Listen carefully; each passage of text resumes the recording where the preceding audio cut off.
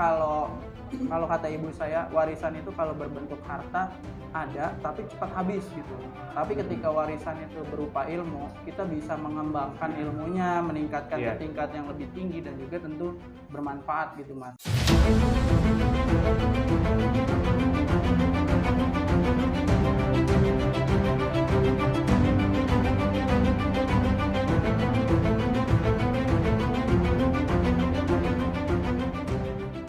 Kembali lagi di podcast Jurnalis and Content Creator. Narasumber yang bakal saya ajak ngobrol kali ini sebenarnya bukan orang yang asing buat saya. Dibilang tamu di studio JJP dan JCC juga bukan, karena beliau suka kesini. Tapi baru kali ini nih, saya bisa berkesempatan langsung ngobrol sama Mas Bagja.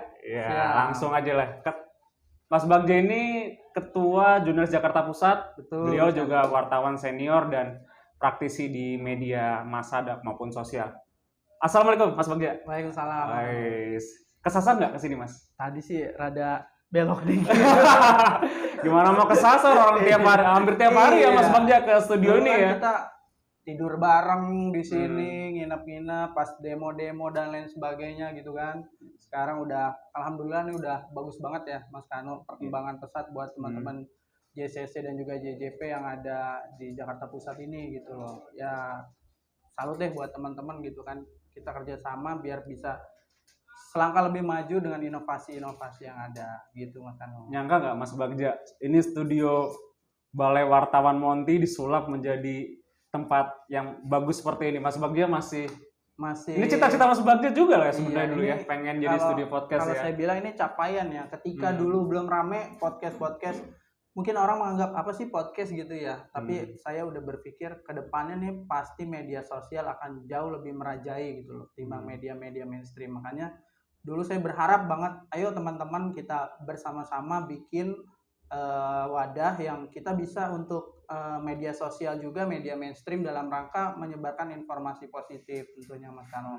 Dan ini merupakan ya salah satu cita-cita saya nih Mas di dalam hidup saya mungkin ya. Cita-cita kita semua Mas. Iya, ini keren banget gitu loh. Udah standar broadcasting juga, alat-alat lengkap. Dan alhamdulillah tamu-tamu yang kita undang ke sini juga yang insya Allah kredibel gitu Mas. Oke. Ya kita apresiasi juga lah teman-teman kita, Bang Willy, Ibrahim betul, ya yang ikut bantu-bantu. Tepuk tangan dulu. Bantu-bantu menyulap lah studio JCC ini, apresiasi buat mereka. Iyalah. Nah pemirsa kalau penasaran Mas Bagja siapa, Mas Bagja ini ketuanya Jurnalis Jakarta Pusat. Jadi wartawan di Jakarta Pusat, Mas Bagja ini salah satu tokoh seniornya. Oke. Mas Bagja, nama panjang Komarudin Bagja Arjawinangun. Betul Mas Ano. Orang Cirebon ya Mas? Saya Arjawinangun sebenarnya Bapak Ibu Jawa itu punya cerita sendiri Mas. Jadi ketika ibu bapak saya dari Jawa Tengah Pemalang mau ke Jakarta, sebelum ke Jakarta ini minta nama dulu buat saya ke mbah saya. Mbahnya. Minta nama ke mbah saya di perjalanan di naik apa tuh Mas? Kereta api itu naik Mas. Kereta Api. Begitu di daerah Arjawinangun Cirebon, brojol lah saya itu di dalam kereta. Makanya kayak lokomotif. Terabas semua. Makanya ada dulu ya kalau nggak salah ketika ada yang bersalin di kendaraan itu dapat sertifikat gratis seumur hidup gitu. Saat itu ibu saya cerita memang ada benar kondektur kereta yang meminta data gitu kan. Bu, anaknya siapa? Nama bapak ibunya, terus ini karena ya namanya brojol gitu kan ya, lahiran gitu kan repot ya Mas. Nggak sempat dong menjelaskan ini itu, sementara nih udah mohon maaf namanya bersalin, air ketuban udah pecah dan lain sebagainya. Akhirnya buru-buru dibawa ke puskesmas atau rumah sakit gitu, karena Arjawinangun itu saat itu belum terlalu besar gitu wilayahnya Mas. Makanya nama belakang saya ditambah Arjawinangun gitu. Orang mengira saya orang Cirebon padahal saya numpang lahir doang gitu. Lahir di kereta pula gitu loh. Bukan orang umum yang lahir biasa bersalin gitu Mas. Orang Bekasi katanya Mas Bagja. Besarnya sih di Bekasi Mas. Sekarang dulu kan di kota Bekasi, sekarang pindah ke kota metropolitan, Tambun City. Tambun City. Bekasi, orang Mas. Orang Bekasi. Jauh dong Mas kemana-mana? Alhamdulillah sih iya juga sih jauh kan. Kalau ke Jakarta aja kita butuh waktu 2 jam ya. 2 jam, karena saya lebih senang naik motor ketimbang KRL maupun moda transportasi lain, lebih fleksibel gitu loh. Cuma dirasa ya lama-lama tua di jalan juga gitu. Tua di jalan. Oke, Mas Bagja 3 bersaudara. 3 bersaudara, Mas Anu.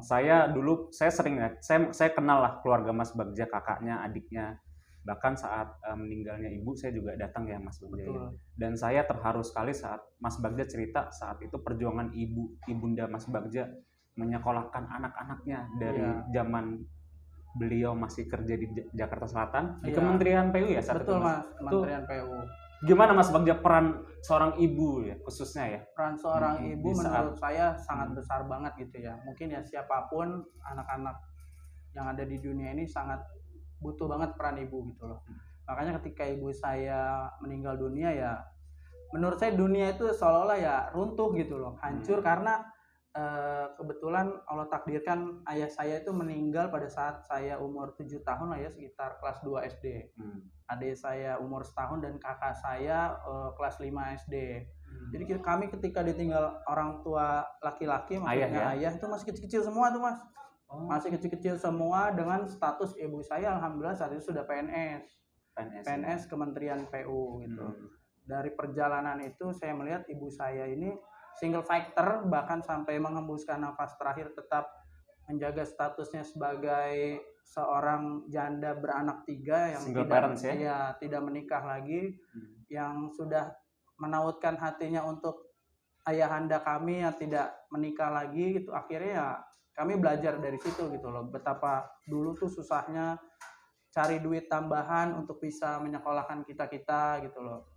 Termasuk saya, kakak saya, adik saya, kita disekolahin alhamdulillah semua sampai S1 dengan harapan warisan itu kalau kata ibu saya, warisan itu kalau berbentuk harta ada tapi cepat habis gitu loh. Tapi ketika warisan itu berupa ilmu, kita bisa mengembangkan ilmunya, meningkatkan ke tingkat yang lebih tinggi dan juga tentu bermanfaat gitu Mas. Nantinya sampai kita mati pun ada ilmu-ilmu dan amal solehnya itu kan pahalanya tetap mengalir gitu. Makanya ya begitu ibu kami meninggal dunia udah tuh seolah ngeblank semua udah, karena ya pegangan kami ya saat itu ya cuma ibu kita gitu loh, karena nggak ada orang tua laki gitu kan. Ayah kita kan sudah meninggal lebih dulu, ya mau tidak mau kita nurut sama orang tua.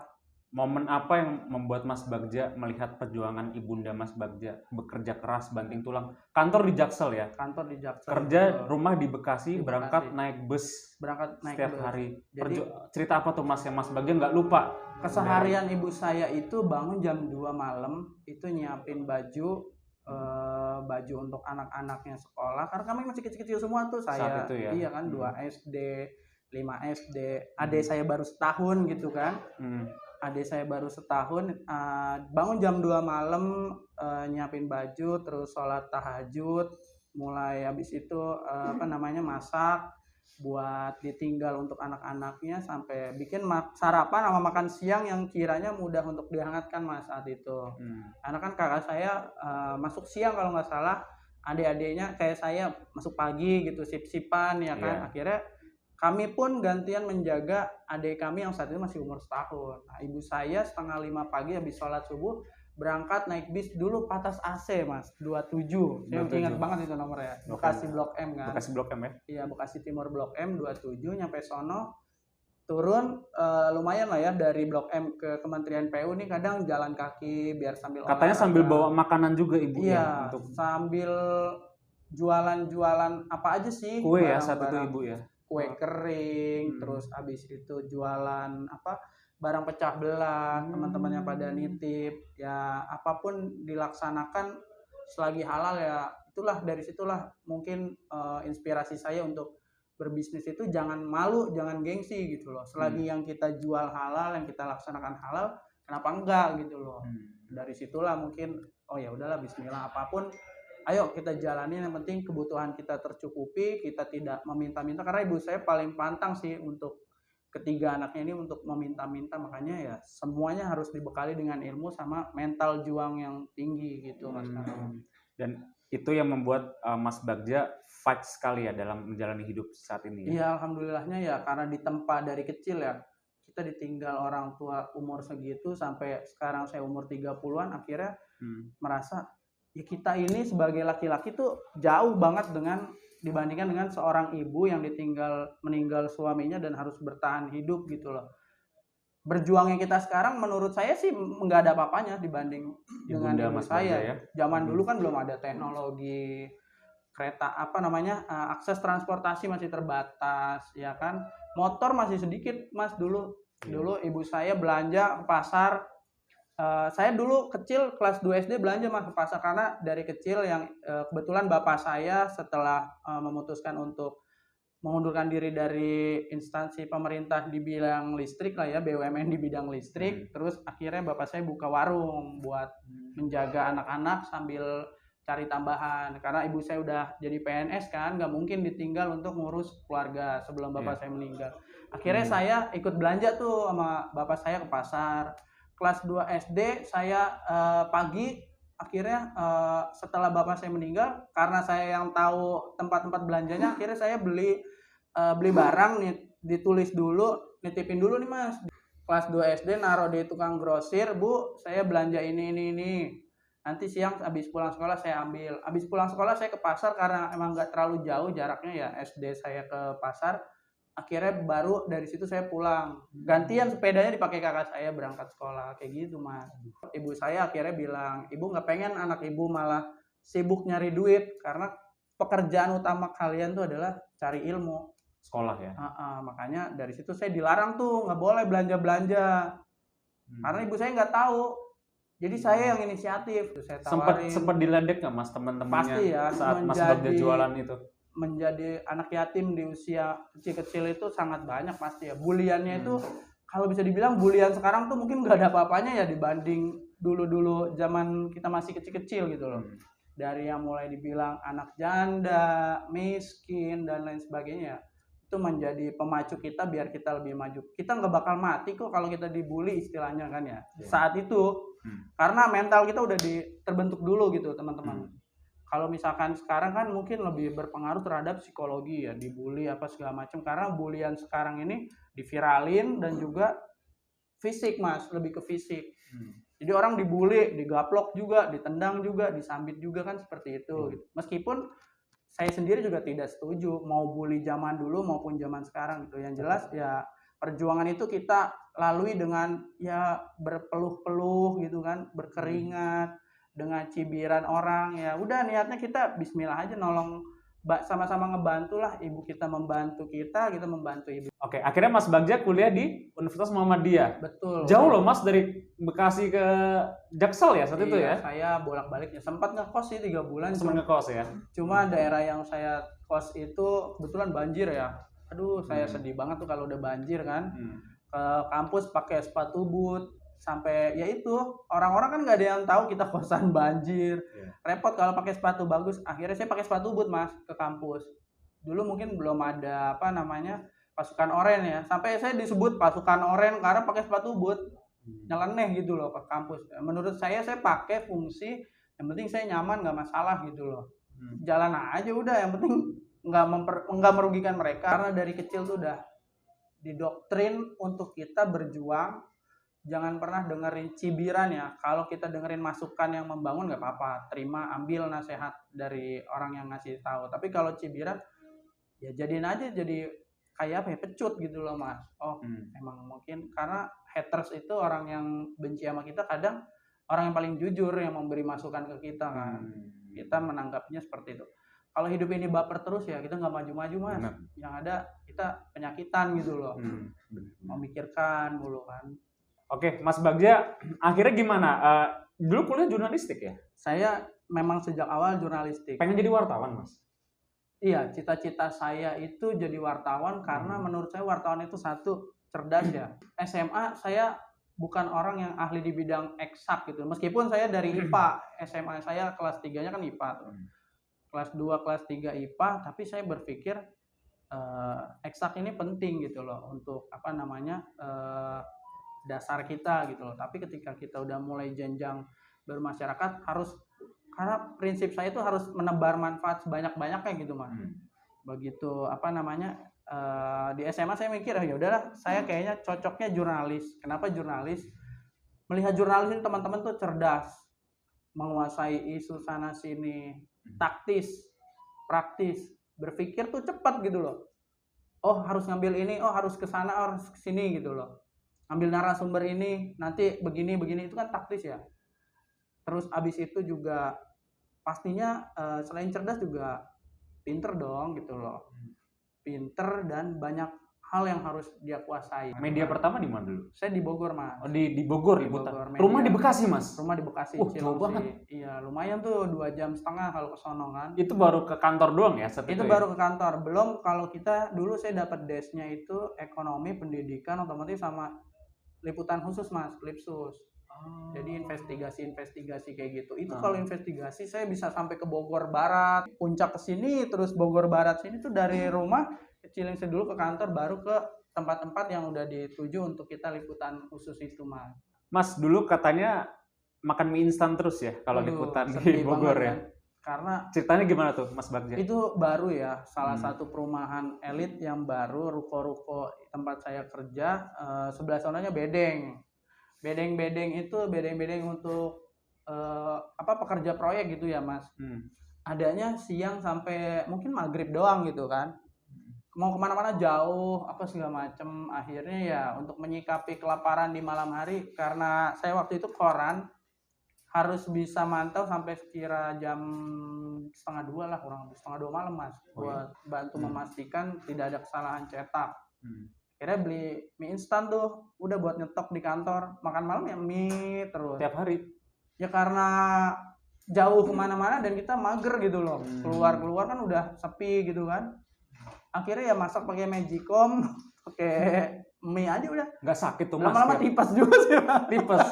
Lama-lama tipes. Akhirnya ya udahlah memutuskan kayaknya berat ini pekerjaan ini gitu. Kalau dilaksanakan terus-menerus nggak baik dong buat kesehatan ya kan. Karena pasti kan berulang pekerjaan itu gitu loh. Karena saya memutuskan untuk ya udahlah mencari yang lebih baik. Oke. Mas Bagja kan dulu juga di Desk Investigasi ya, di media pertama itu ya. Betul. Di Bogor. Pengalaman menarik apa tuh pas Mas Bagja investigasi di daerah Bogor? Banyak ya, di daerah Bogor khususnya kabupaten itu saya dulu sempat tentang dukun beranak yang diduga menjadi oknum penggugur kandungan. Kalau kita ngaku wartawan pasti orang nggak mau dong, ya kan? Orang pada ini jangan-jangan ini hanya aparat lagi gitu kan, takut gitu kan, cepunya. Akhirnya saya membuat strategi kerjasama sama reporter cewek, seolah-olah dia nih hamil karena saya, Mas. Seolah-olah. Jadi pura-pura jadi suami istri itu? Enggak, pacaran malah. Oh, pacaran, oke. Nauzubillah juga sih sebenarnya saat itu ya, karena itu skenario yang paling memungkinkan gitu loh. Sampai harus kita membuat skenario itu supaya orang bisa kita dapat informasinya. Saya peranin jadi pasangan yang cowok, dia cewek, kita berangkat pagi-pagi banget itu buat ngejar. Ternyata si Paraji atau dukun beranak ini sudah ke puskesmas. Memang beliau ini sebenarnya udah tobat gitu loh, nggak mau kayak begitu dan lebih banyak membantu persalinan di puskesmas.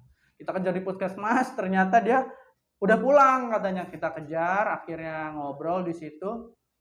Kenapa pakai skenario seperti itu? Karena di depan itu banyak preman-preman tentunya, Mas. Kita nggak bisa dengan polosan mengaku wartawan aja gitu. Habis mungkin kita kan di situ. Makanya setelah proses wawancara berlangsung, akhirnya ya udah kita tetap mengaku bahwasannya ya kita dari media A, kita mau wawancara soal ini dan kiranya kalau berkenan diizinkan kita akan terbitkan nih tulisan ini. Tapi kalau enggak ya udah nggak usah gitu. Oke.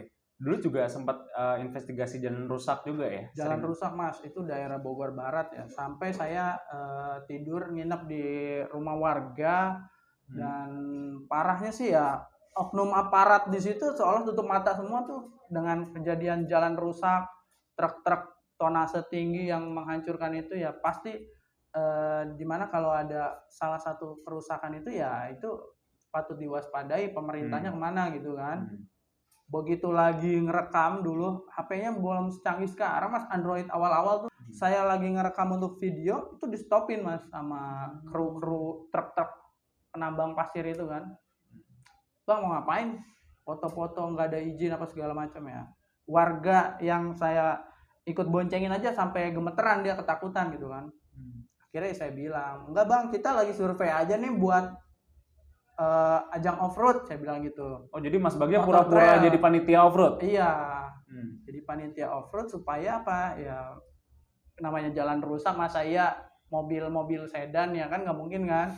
Terus kalau kita bilang investigasi pasti kita kena gitu loh. Ada hal-hal yang kita harus, itu tadi makanya wartawan itu harus pintar, harus taktis dan praktis pemikirannya. Ketika di lapangan berhadapan dengan oknum-oknum tersebut ya kita bingung dong kalau kita nggak pinter-pinter, kalau kita nggak cerdas dan nggak taktis gitu Mas. Ya selebihnya sih kalau misalkan itu diperbolehkan dan lain sebagainya baru kita akan bilang ini untuk kebutuhan media. Artinya jangan polos-polos banget ya Mas ya? Iya betul. Untuk di awal kita harus ada teknik-teknik lobby dan negosiasi sama si narasumber itu gitu Mas. Ya karena memang di jurnalis itu bukan hanya kita menulis ya, kita juga harus bisa lobby, Betul. membaur sama orang, Betul. mencari teman baru. Mungkin hal-hal seperti itu ya yang tidak diajarkan di perkuliahan dulu ya Di Mas? perkuliahan ada mungkin secara teoritis kali ya Mas ya. Nah yang saya rasakan banget ketika habis dari Bogor terus pindah media di Jakarta, saya ketemu teman-teman Pena Timur, terus di Mako Gunung Antang, ketemu Bang Rio, Bang Oleh dan teman-teman tuh saya baru mengenal sekali dunia jurnalis metropolitan yang benar-benar harus fight banget gitu loh. Mas Itu ya. pertama kali liputan di mana Mas? Pertama kali liputan saya itu pas pindah ke Jakarta, investigasi Waduk Riario. Oh, Pulau Mas. Pulau Mas. Iya. Saya masih bingung. Saya sebagai warga Bekasi juga bingung yang mana Riario. Akhirnya saya mulai beli peta Jabodetabek, Mas. Belum ada Google Map tuh ya? Belum ada sih, tapi yang belum secanggih sekarang ya. Pakai BBM kan dulu kan. Masih jam pasir, muter-muter gitu kan ya. Karena beda banget teknologi dulu sama sekarang. Akhirnya saya bertemu tukang jual peta-peta. Bang, beli bang, coba lihat ada peta Jakarta, Bogor, Depok, Tangerang. Karena memang des metropolitan itu kan harus yang pertama penguasaan terhadap wilayah. Jangan sampai wilayah Jakarta Timur kita iniin Jakarta Pusat atau sebaliknya kan malu juga kita kan. Akhirnya saya pelajari itu peta dan juga akhirnya ini wilayahnya ini wilayahnya ini. Itu sampai saya beli peta Jabodetabek tuh Mas buat mempelajari sewaktu-waktu saya dikirim ke daerah-daerah itu saya udah tahu gitu loh. Karena dulu terbatas ya. Wartawannya itu cuma saya sama teman saya Ari Sandita sama Ci Wanita. Dulu Mas Bagja tuh wartawan kriminal ya? Hukum kriminal. Wah, itu meliput apa sih Mas kalau kriminal? Kriminal kasus-kasus ya Mas ya. Karena saya ditempatkan di Jakarta Timur sebagai sekolah saya sebagai jurnalis lah ya. Luar biasa banget itu. Dari pembunuhan, pencabulan, dan kasus-kasus lainnya yang benar-benar kadang di luar nalar gitu loh Mas. Sampai saya pernah kejadian saya habis liputan di Jakarta Pusat, pulang nih Mas, sampai rumah sekitar jam 11 malam, habis bersih-bersih, udah siap tidur di kasur, ditelepon sama redaktur kan. Di Jakarta Timur tuh Jatinegara ada bapak ngebakar anak katanya, ngebakar bayi. Ah serius bang? Iya cepetan ke sono gitu kan. Wah saya kaget juga kan, dengernya aja gemeteran gitu loh. Begitu saya hubungin dong abang-abang senior yang ada di sana menanyakan benar atau enggak gitu loh. Iya benar Bagja, udah kesini. Berangkat tuh Mas dari Bekasi ke Jatinegara itu jam berapa jadi? Jam 11:30 sampai sana jam 11:30 Mas. Kondisi hujan deras gitu kan. Ternyata ya udah selesai olah TKP. Kira saya nanya polisi gitu kan. Ya ternyata mereka P3S lah ya, mereka itu PMKS yang masalah kesejahteraan sosial, terus gelandangan ada, ya kelainan satu keluarga itu suami istri itu ada kelainan, nalar pun enggak, makanya ketika istrinya lahiran itu lahiran aja Mas di bawah flyover daerah mana ya, Perumpung kalau nggak salah tuh. Abis lahiran ditumpuklah ceritanya, anaknya meninggal nih, bayinya meninggal ditaruh di gerobak di dekat tumpukan-tumpukan itu. Istrinya kan buat tidur juga Mas, itu gerobak biar nggak ada nyamuk, ceritanya nabun bakar sampah gitu loh. Nyamber ke sono. Aduh. Lah anaknya ini emang sudah meninggal karena mereka tuh bingung mau diapain gitu loh. Itu tadi yang saya bilang, mereka ada kayaknya kelainan atau apa, nggak ngerti harus seperti apa, akhirnya dibakar, sampahnya terbakarlah itu gitu. Nyebutnya teman-teman wartawan Megapol ini taruna lah ya, peristiwa taruna, gitu taruna ya. Tuh peristiwa ya. Saya dulu juga nggak ngerti kan, awal-awal aja coba ke kantor polisi kenalan. Dan saya kenalan sama Bang Aris Timang dulu. Polisi pertama yang kenalan sama saya tuh beliau tuh. Kasat Reskrim Polres Metro Jakarta Timur. Bang, saya Bagja bang dari media ini bang. Oh iya mas, sama nama saya Kasat Reskrim. Ada yang ditanyakan? Enggak bang. Orang mau kenalan doang. Nggak nanya apa, ada kasus kan? apa pak gitu nggak ya? Saking polosnya gitu mas. Pakai baju rapi nggak dulu mas Bagja? Rapi mas. Karena kan dulu gini ya, wartawan itu kan ya santai ya, celana jeans, Betul. kadang kaos t-shirt, bahkan ada yang pakai sendal, liputan. Pas Bagja dulu nyangkanya wartawan tuh kayak kerja-kerja kantoran yang Iya bener, itu ibu saya. katanya pernah kan. disangka sales tuh, bener nggak? Ibu saya bilang, kamu kalau mau jadi wartawan, kamu ketemu orang banyak, oke. Harus rapi, oke. Kamu emang ditugasin di mana? Kayaknya seputar Jakarta bu, kantor pemerintah. Berarti harus rapi, pakai pantofel, celana bahan, kemeja. Itu udah kayak ini kan, sales kan. Saya ke gedung apa ya, Wali Kota Jakarta Timur waktu itu.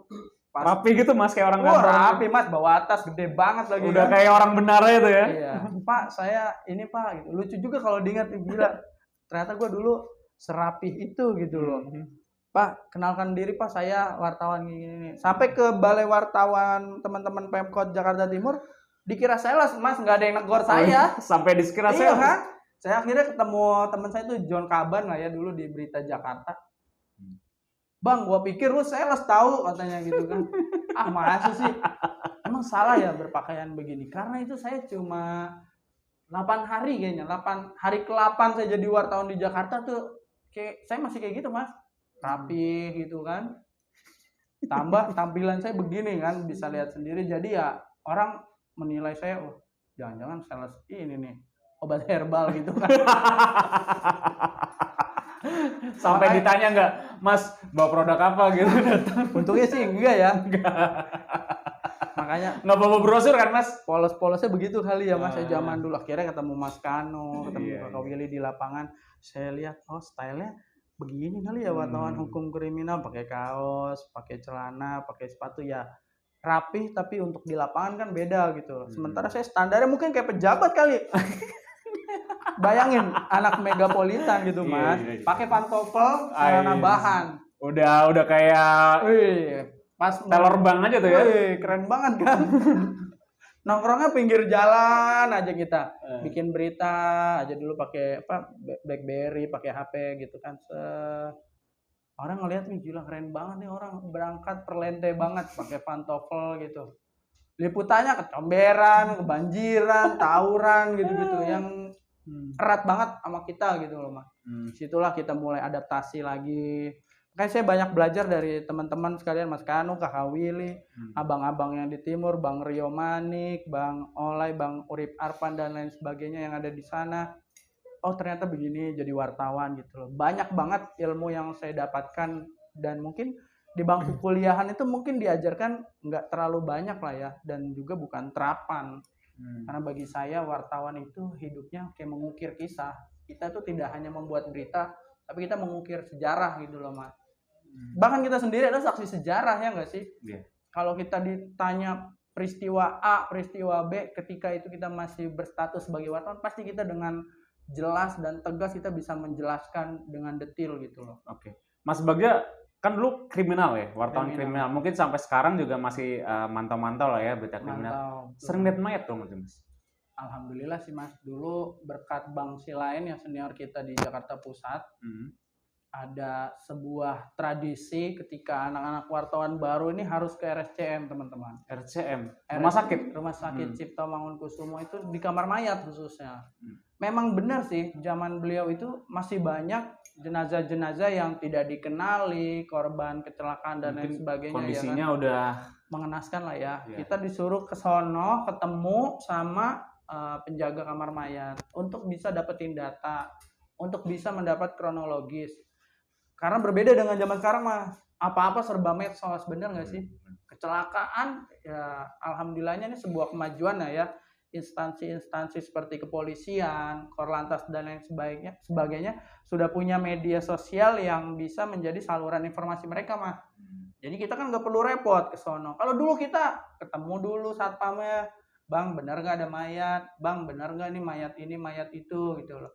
Kita catet dulu, baru kita hubungin kapolseknya atau kapolresnya Konfirmasi ya. buat konfirmasi gitu. Sebenarnya bagusnya zaman dulu adalah double check gitu loh.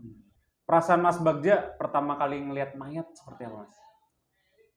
Sedih lah ya. Banyak kan yang saya lihat itu ya secara utuhnya sih ya ada yang kurang-kurang apalah gitu loh. Ya istilahnya udah nggak wujud utuh lah kebanyakan. Oke. Apalagi beberapa waktu yang lalu sebelum ini kita dapat tugas, kebetulan ditugaskan sebagai wartawan ini Mas, kebencanaan, kegawat daruratan. Akhirnya ya begitu kita tahu ada apa namanya kondisi-kondisi korban-korban itu mengenaskan, jadinya miris gitu Mas. Iya. Akhirnya menjadi pengingat kita ya bahwasanya pekerjaan kita ini sangat riskan dan sangat dekat sekali dengan apa yang namanya dengan kematian gitu loh. Oke. Katanya dulu Mas Bagja cerita pernah makan soto di kamar mayat ya? Luar biasa sekali kan ya. Mau nggak mau karena begitu Mas, dulu kan tradisinya kita nggak boleh cabut sebelum kita dapetin data. Ya di situ ada warung soto yang bisa kita iniin kan pengantar kudapan. Jadi ya sebelah sononya kamar mayat. Ya pada akhirnya mau makan-makan juga Mas. Karena ya gimana ya, kita juga manusia lapar ya kan. Sementara kita butuh juga data. Akhirnya ya mau nggak mau ya kita makan aja udah. Bismillah aja lah. Daripada lapar itu jadi mayat. Ya makanya dulu itu ada yang bilang tidak ada kesehatan yang lebih mahal daripada nyawa ya. Maksudnya berita ya. Berita artinya, tidak ada seharga nyawa, betul tidak banget sih. Nyawa ya. Artinya kita jangan sampai kita mengorbankan kesehatan kita juga, bener lu Mas. Mas, berita kriminal apa tersadis yang pernah Mas Bagja liput selama jadi dulu di lapangan? Apa ya, sadis sih banyak lah ya. Cuma yang berkesan itu waktu itu tawuran Mas. Tawuran? Itu saya baru juga tuh wartawan, jadi wartawan Jakarta Timur. Ada tawuran 2 sekolah, ini korbannya ini orang Depok. Dia nggak ikut tawuran, dia cuma lewat lagi nunggu angkot gitu. Teman-teman lagi nunggu angkot, dibacok, sobek di punggungnya gitu kan. Kantor bilang, Jat, coba tolong diinvestigasi nih, bikin buat koran kan. Berarti agak panjang nih, harus benar-benar nyari. Itu saya dulu ya, alhamdulillah udah punya peta tuh Mas. Saya buka, Depok kayak luas banget gitu kan. Ada Cimanggis, ada Margonda. Udahlah berangkat aja dulu gitu. Saya ke warteg loh Mas. Saya menggunakan kalau kata orang dulu congor sistem. Jadi mulut-mulut warga tuh ngobrol-ngobrol sama tukang wartegnya. Mbak, emang di sini ada ini Mbak, rame-rame tawuran. Wah kemarin tuh Mas rame banget. Katanya ada yang dibacok Mas. Wah dapat clue kan. Yang dibacok mana Mbak rumahnya? Ya mana saya tahu, orang saya jaga warteg kan. Coba tanya gitu tukang ojek. Tanyalah ke tukang ojek. Bang yang kemarin dibacok itu di mana? Kayak sih di sono Bang, arah ke sono. Cuma sono-sono doang kan, kita juga bingung ya Mas ya. Itu akhirnya sepanjang jalan saya susurin tuh, saya tanyain satu-satu ya kan. Dapatlah kalau nggak salah di daerah Cimanggis Mas. Pasar Pal Putih apa gitu namanya. Di pasar lebih crowded lagi kan. Pak katanya ada yang rame-rame orang dibacok kemarin. Oh yang anak sekolah. Anak sekolah mah di sono Bang gitu. Nyari, akhirnya dapet tuh Mas di kontrakan gitu kan. Saya pada saat itu pakai jaket kulit, udah kayak polisi banget gitu kan. Itu ibunya begitu kita datang kaget, dikira kita mau nangkep anaknya Mas. Dikira polisi Mas Bagja? Kaget kan. Pak, maaf Pak. Itu nangis ibunya sampai menghamba banget. Mas Bagja bingung tuh ya? Kita bingung dong. Kenapa Bu? Jangan tangkap anak saya Pak, anak saya nggak salah Pak. Sampai menghamba, benar-benar menghamba banget Mas. Enggak Bu, saya bukan polisi, enggak Pak, anak saya nggak salah, kayak gitu. Akhirnya kita cooling down, kita ngobrol, mengenaskan sih ya. Ini anak baik sebenarnya. Ibunya buruh cuci Mas, tukang cuci. Dia tinggal di kontrakan petakan begitu, yang nggak tahu ya, dulu masih era BPJS atau gimana sih, dan yang nanggung siapa gitu kan. Sama pihak sekolahnya dianggap ini anak ikut tawuran. Karena merasa berada satu area gitu teman-teman. Merasa berada satu area, dan di situ saya ya Allah sedih banget. Ya udah Bu, saya bukan polisi, saya wartawan, saya bilang. Ibu kalau berkenan saya beritain. Biar apa? Biar memperjelas status anak ibu adalah korban, bukan tersangka. Kan bisa aja dia dikeluarin dari sekolahnya nanti mas. Sementara ibunya buru cuci itu sampai nangis-nangis depan saya. Gimana sih saya melihat seorang ibu nangis memohon-mohon. Saya bilang, iya bu, saya bukan polisi. Saya saat itu karena sebagai wartawan baru kan belum punya ID card ya. Orang percaya aja saya polisi. Saya bilang saya bukan polisi bu, karena penampilan saya pakai jaket kulit, pakai celana jeans waktu itu mas. Wah, orang udah takut. Udah kayak polisi India itu mas ya? Muka garang. Muka serem. Muka serem pakai kacamata hitam. Begitu datang orang udah nangis dulu. Padahal saya bu yang mau nangis aturan gitu ya. Saya nyari rumah ibu susah banget gitu kan. Itu salah satu sih, selebihnya sih banyak ya. Ada kasus-kasus besar yang di Jakarta Pusat. Setelah saya ditambah beban kerjanya ya di Jakarta Pusat, banyak tuh mas ya, mulai ketemu teman-teman Jakarta Pusat nih ya, kayak bom Sarina, kopinya ada orang habis minum kopi meninggal. Ya akhirnya kita termotivasi untuk mencoba mengulik tuh kasusnya. Ternyata ramai kan, sampai persidangannya tuh baru selesai dalam 1 hari itu bisa sampai jam 1:30 malam tuh mas. Mungkin saat itu kalau kita nggak memberitakan kasus kopi sianida itu tidak terungkap kali mas ya? Mungkin ya biasa aja ya, karena orang menganggapnya itu karena sakit lah atau segala macam ya. Dan saat itu tidak ada ini ya? Iya, orang tidak menganggap ada nyangka biasa kesana ya? Iya kan, biasa aja. Bahkan kita di persidangan pun juga ini babak baru terus gitu loh setiap hari ya kan. Sidang. Nah itu tadi kenapa wartawan tuh harus pinter dan cepat tanggap. Kita yang bukan lulusan forensik harus tahu apa yang dibilang ahli forensik. Karena kalau kita nggak tahu gimana kita nulisnya kan buat masyarakat gitu loh mas. Dari situ sih banyak belajar tentang forensik, tentang barista. Katanya sempat nyicipin kopinya juga mas Bagja? Sempet sih ke sono nyicipin begini gitu loh. Kopi Vietnam masih sehat walafiat sih sampai sekarang kan. Mas Bagja kan suka meliput berita pembunuhan, kriminal. Pernah nggak ada hal-hal berbau mistis lah yang Mas Bagja rasakan saat Mas Bagja meliput? Ada dulu di Jakarta Barat yang Eneng. Kalau tahu Bocah kardus. Iya, di dalam kardus kan. Itu cukup keji juga sih pembunuhan itu kan, karena ada unsur pelecehan seksual ya kalau nggak salah ya. Pada saat itu saya lupa Pak siapa itu polisi yang dapat tugas untuk bantu menyelidiki dan ngumpulin bukti-bukti itu Mas. Posisi beliau itu di Sumatera Utara lagi jenguk ibunya yang sakit. Si polisi itu. Polisi itu dia anggota Polsek Kalideres kan. Dia diminta komandannya untuk segera ke Jakarta untuk bantu ngusut kasus ini nih. Karena saat itu kan gabungan ya dari Polda juga ya kan. Terus abis itu si bapak ini cerita nih, saya itu di kampung halaman mas, saya dimimpiin. Padahal saya nggak pernah nih ketemu korban katanya. Dimimpiin anak kecil cewek, Pak tolong saya, katanya gitu. Pakai baju putih di mimpinya dia. Pak tolong saya Pak. Dengan raut muka sedih mendalam dan agak samar-samar gitu mas mukanya, yang kelihatan cuma air mata kayak gitu-gitu. Pak tolong saya Pak. Pak tolong saya, kenapa kamu deh gitu di mimpinya dia kan. Saya dibunuh Pak kayak gitu. Orang tua saya nggak tahu Pak, saya minta tolong Pak kayak gitu. Kamu siapa yang bunuh katanya gitu di mimpi itu. Iya di mimpi itu kan, orang dekat saya Pak, saya nggak bisa cerita katanya kayak gitu. Di mimpi itu anak minta tolong terus. Dan begitu kagetnya ketika beliau sampai Jakarta, mungkin berita dulu nggak semasif sekarang lah ya. Itu sekitar tahun berapa gitu ya? 2016 lah ya. Dia udah lumayan berumur, sepuh lah ya, udah sepuh.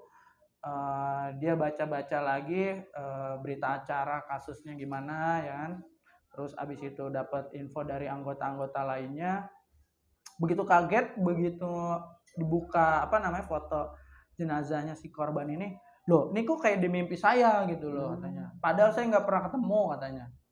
Saya nggak pernah ketemu, saya nggak pernah ngobrol, saya aja di Sumut baru pulang sekarang. Akhirnya intuisi seorang polisi kali lah ya. Dia sih bilang dia udah sering nih nanganin kasus kayak gini gitu. Pendekatan spiritual mungkin lah ya. Dia berdoa, dia minta petunjuk. Tunjuknya memang mengarah ke, mungkin kalau saya bilang 85% saat itu ya, mengarah ke tersangka. Karena tersangkanya ini masih ikut tahlilan juga di rumah korban mas. seolah nggak ada apa-apa gitu kan. Tapi bapak ini yakin pasti orang dekat gitu loh, bisa jadi saudara, bisa jadi tetangga. Benar aja gitu kan, dari Polda Metro gelar perkara olah TKP, terus nyari saksi-saksi, ya terjawablah sudah bahwa pelaku pembunuhannya si A ini pelakunya. Dan tepat akhirnya begitu pers conference bahwasanya pelakunya sudah ketangkep, itu tetangga sendiri mas ternyata. Setelah dicabuli kan dibunuh ya. Sadis banget sih menurut saya sih. Terus abis itu si bapak ini bilang saya, bener nggak mas, ini percaya nggak percaya gitu. Beliau yang beragama Protestan waktu itu cerita, saya langsung minta sama Tuhan, kata beliau, minta petunjuk karena ini deket banget gitu. Saya nggak pernah dimimpiin orang sampai segitunya gitu. Mungkin keluarga saya aja nggak pernah mimpiin sedetil itu gitu loh, untuk meminta tolong. Kita terjawab gitu. Mungkin itu salah satu cerita ya yang berbau mistis yang saya dengar langsung dari orang yang bersangkutan, dan benar terjadi, memang si A itu pelakunya gitu. Saya pun kaget juga, bener juga loh bapak ini gitu. Mas Bagja kan dulu juga sempat ngeliput bencana-bencana seperti kecelakaan pesawat. Itu ceritanya gimana tuh mas? AirAsia itu kalau nggak salah akhir 2015 mau tahun baru 2016 tuh mas. Tiba-tiba ada informasi pesawat hilang kontak dari Surabaya menuju Singapura tuh kalau nggak salah ya. Hilang kontak. Akhirnya kantor sibuk untuk nih gimana hilang kontak di mana dan harus seperti apa gitu. Gimana aja di Jakarta Timur, dari TNI AU sih, teman-teman TNI ini pada ini sih bang, operasi SAR lah ya, udah mulai nyari nih lewat udara, karena di bawah nggak ada yang tahu tuh udah dikontak kan, nggak ada serpihan dan lain sebagainya kan. Ya udah mulai sekarang lo ditugasin kawal kasus ini sampai kelar kata gitu.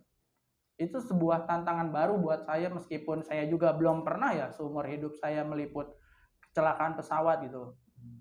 Mereka itu untuk operasi SAR itu pakai Hercules mas, pesawat besar kan ya. Di laut tuh ya? Di atas laut kita harus standby dari jam 2, ngantri untuk nulis manifest penumpangnya itu sampai jam 3, baru bisa berangkat sekitar jam 6 pagi itu mas, karena melihat kondisi di atas perairan Laut Jawa ke atas gitu loh. Oh jadi wartawan yang mau ikut meliput proses evakuasi itu didata dulu ya Data mas Bagja? Dulu mas. Kenapa tuh mas? Karena ya namanya kita operasi SAR lah ya, mencari orang, bahasa kasarnya mas, jangan sampai kita yang di SAR nantinya kalau ada apa-apa. Karena kan medannya memang di langit Laut Jawa ke arah Kalimantan itu kan serem itu mas, awan cumulonimbus, awan sibil lah ya. Makanya itu yang menjadi perhatian dari para tim SAR dan krunya, berhati-hati supaya kita jangan sampai kena musibahnya gitu loh. Katanya sampai difoto juga ya? Apanya tuh mas? Kita. Maksudnya sampai ngasih tahu pakai baju iya, apa? Iya betul tuh, itu seumur-umur tuh saya pas ngeliput hari pertama belum ada apa-apa, aman. Hari kedua kebetulan saya nggak ngikut, tiba-tiba di TV udah ada katanya temuan diduga serpihan pesawat tuh, rame tuh. Akhirnya saya disuruh standby untuk ngikut terus prosesnya. Berarti tugas saya meliput perkotaan dan hukum kriminal di Jakarta dialihkan ke teman saya dulu. Saya fokus ke pencarian pesawat itu. Begitu hari ketiga berarti ya saya ikut pencarian itu, dari kantor nelpon nih di pesawat Hercules. Saya tuh didata mas, mohon maaf sampai pakaian dalam saya, barang-barang yang saya bawa, sampai saya selfie. Itu kantor udah punya ini sendiri kan, standar sendiri. Ya sebutin baju lu apa aja, habis itu lu foto, lu kirimin ke gua, lu pakai apa aja, sama ini biar lu tahu aja ini kan operasi SAR kata gitu. Kalau ada apa-apa kita bisa ini ya. Di situ saya dek aja kan, waduh serem juga kayak gini, antara hidup dan mati dong kalau sampai ada hal semacam itu gitu. Akhirnya saya selfie, saya kirim ke kantor. Adalah bismillah tugas ini. Di atas itu kita bisa sampai 8-10 jam itu mas. Dan katanya nggak kayak naik pesawat biasa mas ya, sampai turun, naik. Iya, karena semua mata tuh harus bantu ngeliatin juga kita wartawan.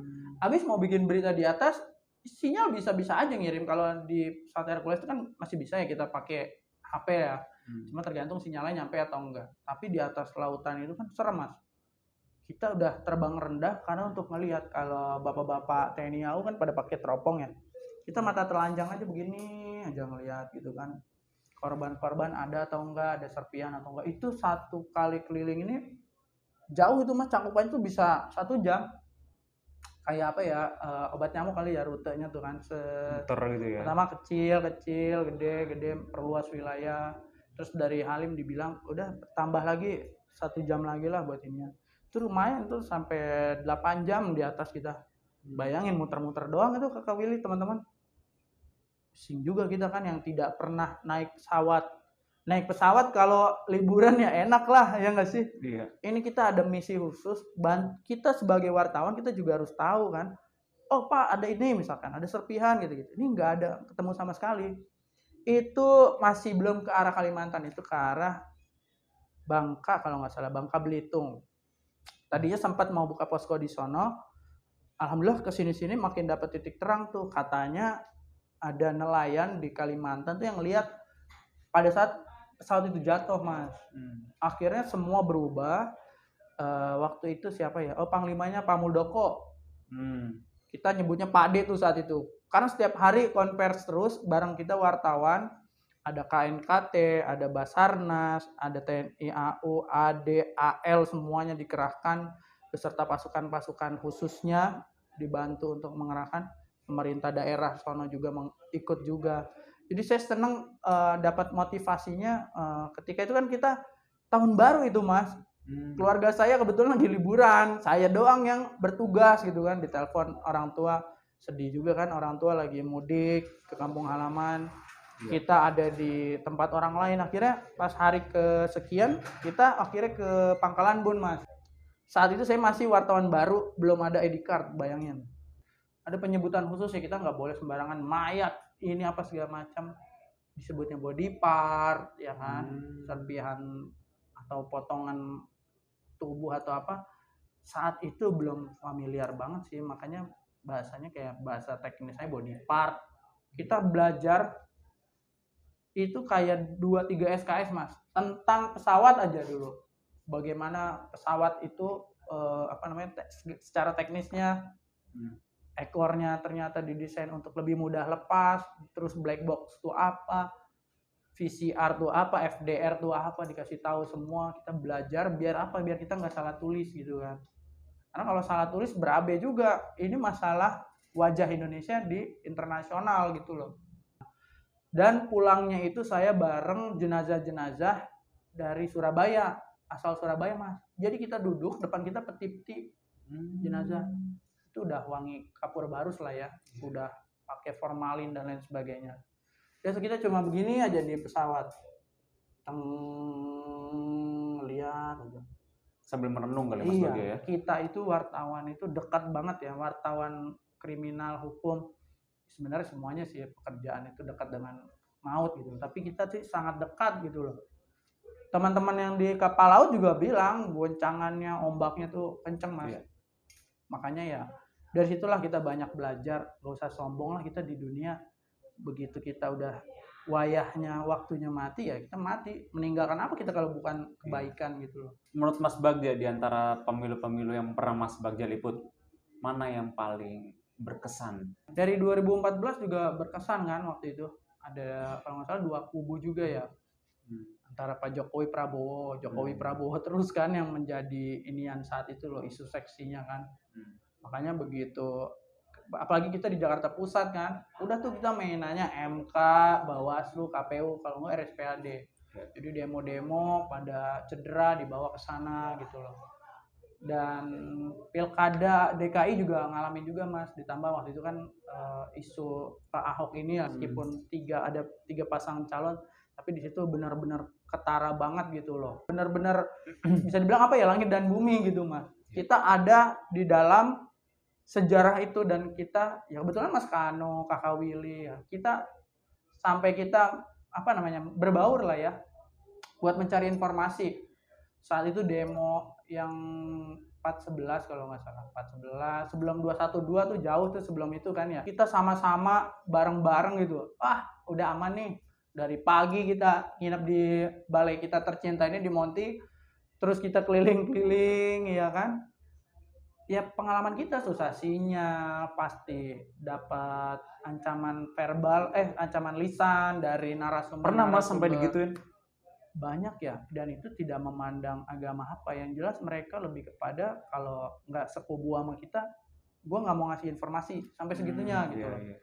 Makanya kita berhati-hati sekali dalam menulis dan juga bagaimana meminta keterangan dari narasumber gitu loh. Kebetulan saya ketotok juga sama Bapak Murad Ismail tuh waktu itu kan. Gubernur Maluku. Beliau dulu masih Dankor Brimob ya? Dankor Brimob. Kita pernah ditegur dia ya dulu ya? Karena udah... Dikira masa kita dulu Mas ya? Dulu kan kita pakai baju putih ya kan. Dulu kita pakai baju putih, kebetulan base camp anak-anak pada saat demo itu dekat tenda polisi. Tenda putih ya tenda sebutannya putih ya, dekat istana. Akhirnya kita ngecas apa segala macam di sono. Tiba-tiba bentrok nih di luar, kita kaget. Kita tuh niatnya mau ngambil HP sebenarnya. Yeah. Karena kita mungkin terlihat buru-buru, berpapasan sama beliau gitu kan. Pak Murad Ismail ya? Iya, ya beliau juga udah capek kali dari pagi kan. Udah, mau wartawan, mau siapa, keluar dari sini gitu kan. Totokin, waduh sakit juga. Ulu hati gitu, nyesek kan. Cuma kita paham lah, beliau kan melaksanakan tugas gitu ya. Kita di momen yang kurang tepat aja sebenarnya sih, karena dari pagi sih aman-aman aja kita di situ gitu loh ngecat. Itulah kenapa makanya wartawan nih nggak boleh baper, wartawan harus benar-benar memahami kondisi lah. Jangan memaksakan kita harus dapat berita eksklusif gitu kan. Kalau taruhannya nyawa apalagi sampai merusak hubungan sama orang, jangan deh gitu. Masih banyak hal lain yang bisa kita laksanakan gitu.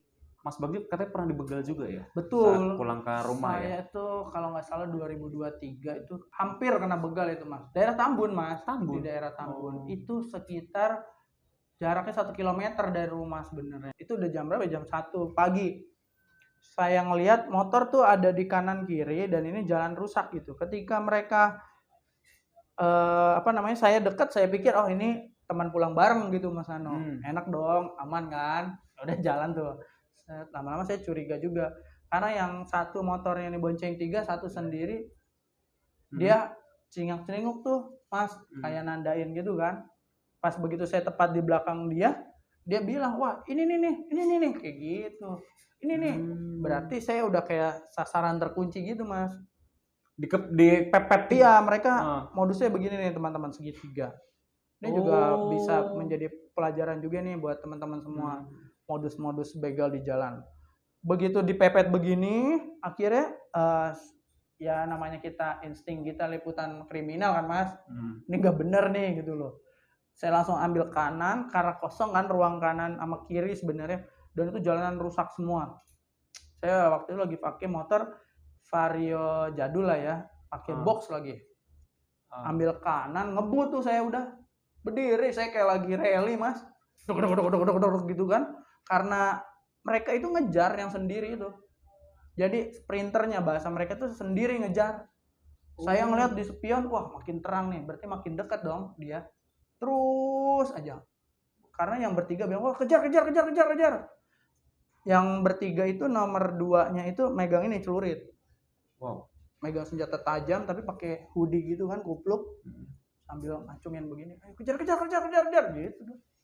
Saya kejar, mungkin karena dia bukan orang sini, akhirnya dia kalah lah gitu loh. Maksudnya kalah nguasain jalannya, medannya gitu kan. Karena bolong-bolong tuh Mas jalanan gitu kan. Karena kita udah paham kan tiap hari jalan rusak udah biasa.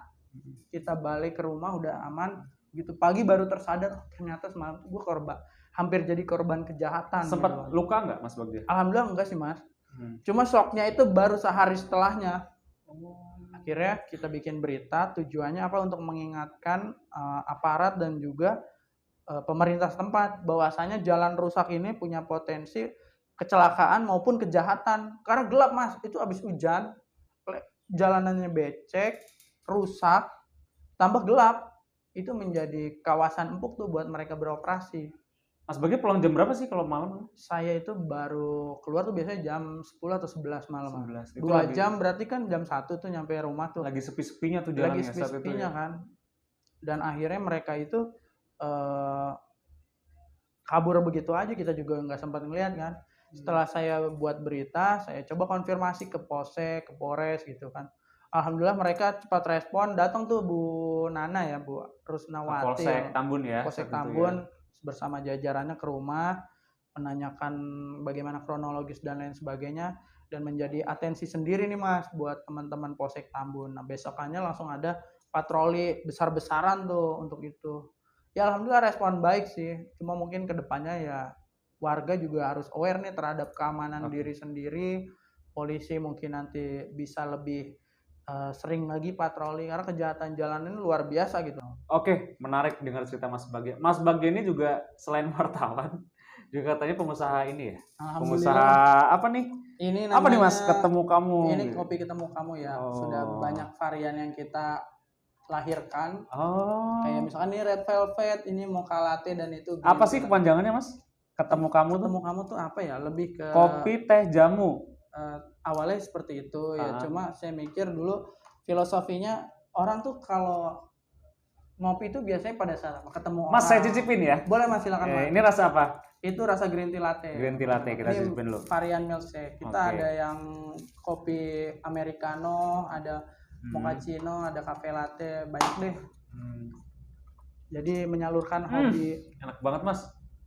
Yang lain dong dicoba nanti Mas Ano. Enak banget. Ini rasanya tuh kayak green tea tapi ada kayak kunyitnya ya, ada kopinya ya. Kopi-kopinya gitu Mas, betul. Ini dingin-dingin cocok nih Mas Bagja nih. Betul. Jadi di tengah dahaga Tambun yang panas banget. Mungkin nggak hanya di Tambun kali ya, di semua tempat cocok ya. Ini mau panas, mau anget, cocok nih Mas Bagja nih. Alhamdulillah Mas Ano. Kita juga banyak enak ngirim-ngirim untuk hampers Mas kemarin lebaran. Oh. Seputar Jabodetabek dulu teman-teman. Iya. Berapa harganya sekap ini Mas? Kalau cup ini isi sekitar 12 oz itu harganya 10.000. 10.000 bisa dapat minuman enak, segar, penghilang dahaga gitu kan. Tanpa keluar rumah karena kita masih jual online lewat aplikasi maupun lewat tetangga-tetangga warga. Oh, jadi belinya, tapi kalau beli di luar Tambun bisa? Bisa, cuma mungkin versi botolan nanti. Versi botolan ya, nanti bisa ditunjukin juga ya. Oke, Mas Bagja selain usaha ini juga katanya juga ini ya, ilmu kesehatan juga ya, bekam juga ya. Apa sih Mas sebenarnya banyak banget nih kayaknya. Karena itu tadi ya dari kecil sudah terbiasa buka bisnis, berusaha, harapannya ya kita nggak mungkin selamanya di dunia wartawan gitu loh karena umur ya kan. Kita kerja sama orang ada waktu pensiunnya. Oke. Mungkin kalau mau dibekam Mas Bagja gimana caranya? Silakan nanti ke Instagram Geria Alamiah Mas. Oh, di situ ada DM aja ya? Iya, DM. Jadi bisa akupuntur, bekam dan lain sebagainya. Ada jamu juga Mas. Ada jamu juga ya. Jadi nanti dapat macam-macam ya. Paket lengkap gitu.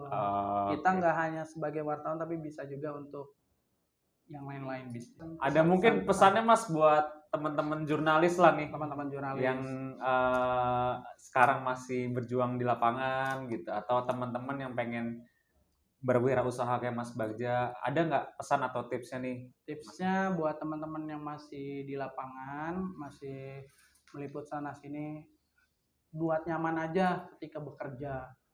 Ambil ilmu dari siapa aja, berteman dengan siapa aja. Tapi ketika kita memilih sahabat, kita harus selektif gitu loh. Karena lingkungan pertemanan itu nantinya membentuk tabiat kita gitu loh teman-teman. Alhamdulillah saya sampai detik ini Allah kasih